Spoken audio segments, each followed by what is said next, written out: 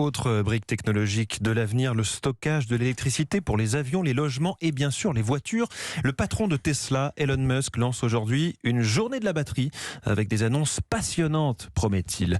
En Europe, on en est encore au balbutiement de l'Airbus de la batterie, ce consortium franco-allemand, mais il y a des progrès. Et le retard commence à être rattrapé sur la Chine. La preuve, c'est vous qui nous l'a donné ce matin, Aurélien Fleureau. Bonjour. Bonjour. Les dépôts de brevets se sont accélérés depuis plusieurs années maintenant. Oui, c'est le secteur où la concurrence est la plus rude. Le nombre de brevets déposés augmente de 14% tous les ans depuis 2005.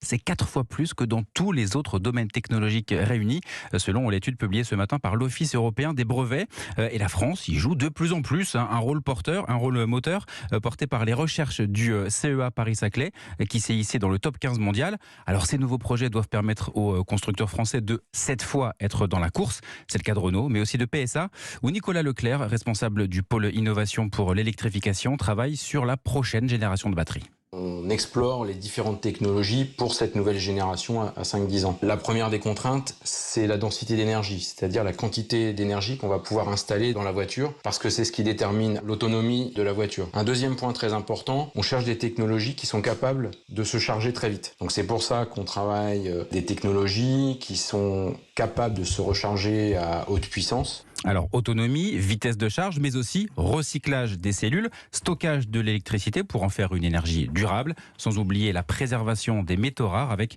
des projets de batteries sans nickel ni cobalt.